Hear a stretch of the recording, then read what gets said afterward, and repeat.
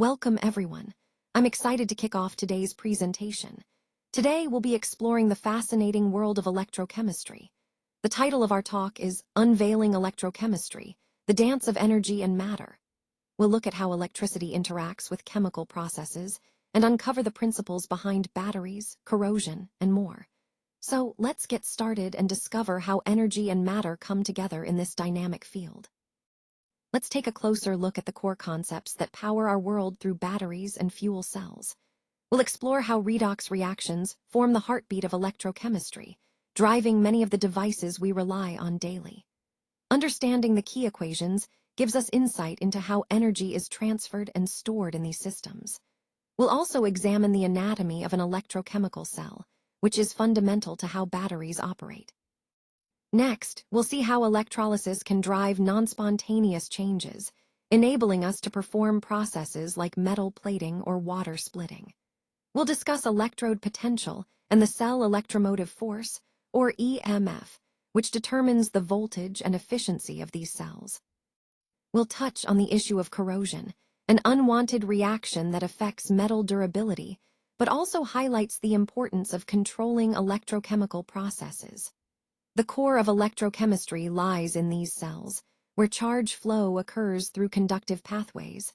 Conductivity is essential for their function. Finally, we'll introduce the broader field of electrochemistry and its significance in powering our modern world. All these points connect to show how understanding these fundamental processes allows us to develop better energy solutions. Electrochemistry is such a fascinating branch of chemistry because it explores the intricate relationship between electrical energy and chemical reactions. It's really about understanding how these two forces interact in ways that are both complex and incredibly useful. Essentially, electrochemistry looks at how chemical reactions can produce electricity. Think of batteries, for example. But it also works the other way around. Electricity can be used to induce chemical changes, which is the principle behind electrolysis. So, in this section, we're going to dive into these fundamental concepts, seeing how they connect and how they form the basis for many important technologies. This sets the stage for understanding how energy and chemistry work hand in hand in practical applications. Unlike galvanic cells, electrolytic cells are unique because they use electrical energy to drive chemical reactions that wouldn't happen on their own. This process is actually really important in many industrial applications, like plating metals to make them look shiny and smooth, or producing chemicals that we use every day. These electrolytic cells are fascinating because they turn electrical energy into chemical energy through redox reactions, reduction and oxidation happening together. Think of them as tiny power plants, kind of like the batteries in your remote control, that supply energy to make these reactions happen. And just to connect it back to the bigger picture, understanding how electrolytic cells work helps us grasp how we can control chemical processes using electricity, which is a fundamental concept in electrochemistry. Understanding these components is crucial to grasping how electrochemical reactions generate or consume electricity. Here, we see an inverted U-tube filled with an inert electrolyte. Its main role is to maintain electrical neutrality by allowing ions to migrate between the half cells. This ion movement prevents charge buildup, which is essential for the proper functioning of the cell. Next, we have the external connection, usually a metallic wire, that links the electrodes. This wire allows electrons to flow from one electrode to the other, completing the circuit and enabling the electrochemical reaction to produce or use electricity. The salt bridge, the metallic wire, and the electrodes work together in harmony. Each electrode is just a metal strip immersed in an electrolyte solution, and these components together form the core of the electrochemical cell. By understanding how these parts connect and interact, we can see how the cell operates as a whole, converting chemical energy into electrical energy or vice versa. Let's look at a classic example to understand these concepts better, the Daniell cell. In this setup, zinc acts as the anode, meaning it's the site of oxidation where it loses electrons.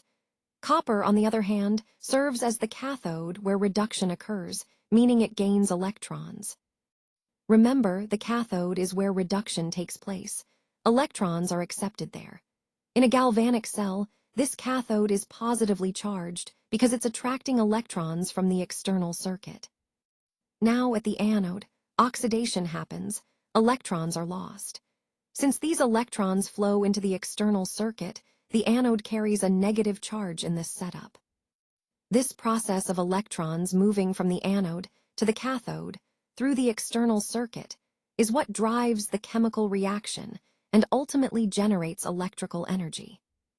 Understanding these roles of oxidation at the anode and reduction at the cathode is fundamental because they're at the heart of all redox reactions in electrochemistry.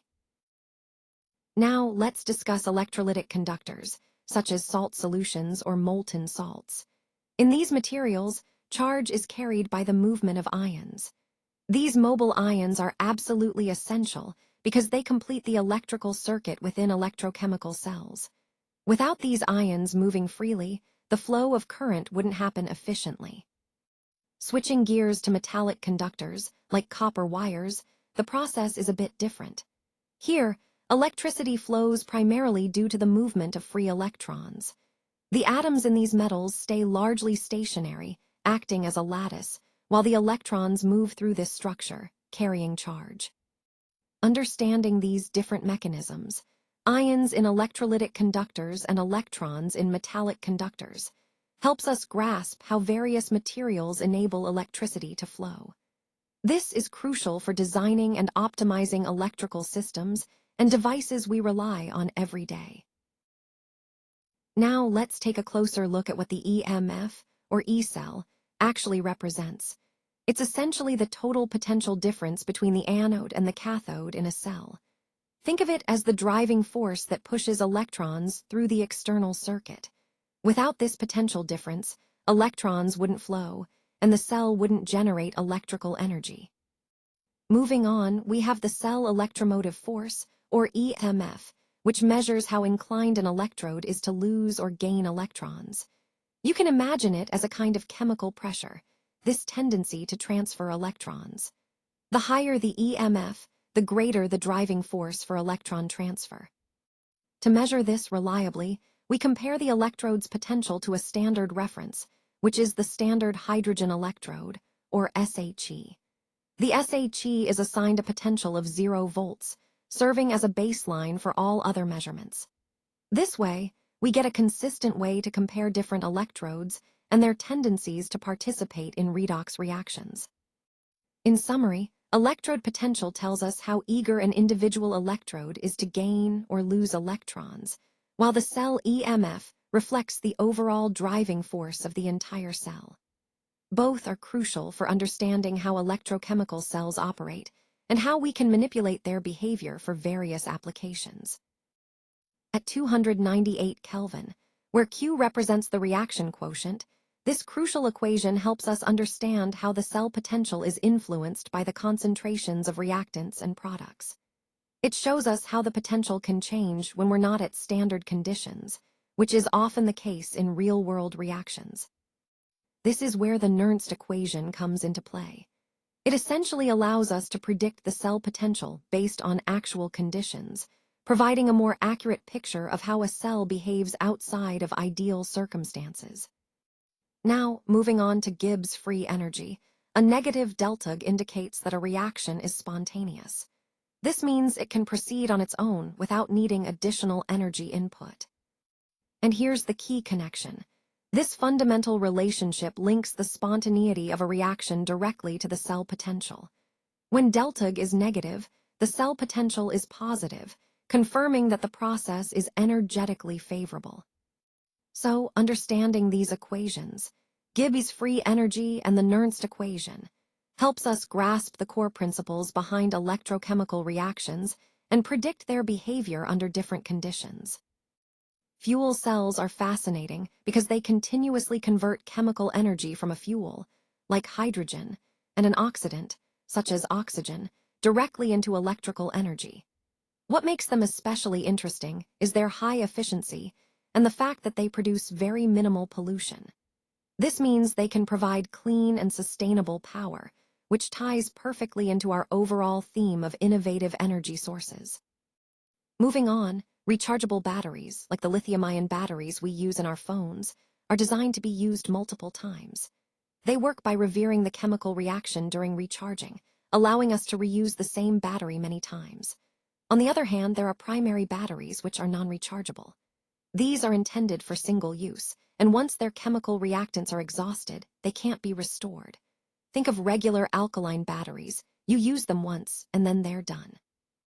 Understanding these differences helps us see how various energy storage options fit into our daily lives and future energy solutions. Now let's talk about the rusting of iron. This process involves iron reacting with oxygen and water, which results in the formation of hydrated ferric oxide, commonly known as rust. Rust not only affects the appearance of iron, but also weakens its structural integrity over time. To combat this, various methods are employed such as painting, galvanizing, and cathodic protection. These techniques act as barriers or protective layers to slow down or prevent the corrosion process. It's important to recognize that corrosion causes significant economic damage worldwide. It weakens structures and machinery, leading to costly repairs and replacements. At its core, corrosion is a slow redox reaction where metals lose electrons, a process known as oxidation.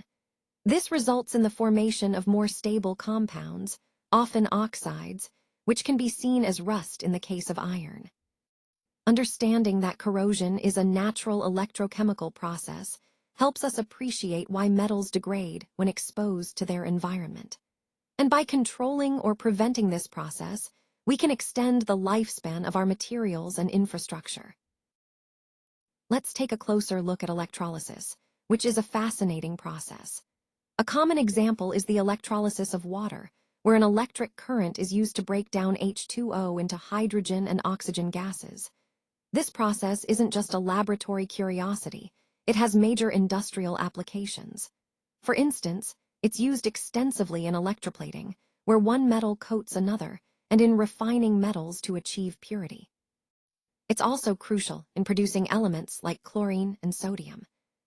Now, how does it work? An external power source supplies electricity to the electrolytic cell. This causes electrons to be driven into the system, which in turn makes ions move toward the electrodes.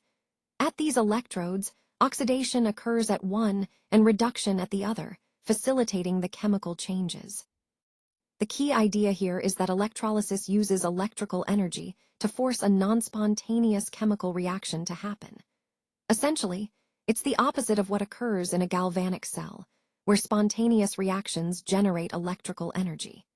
Here, we're using electricity to make chemical reactions happen that wouldn't occur on their own, making electrolysis a vital tool in industrial chemistry and beyond.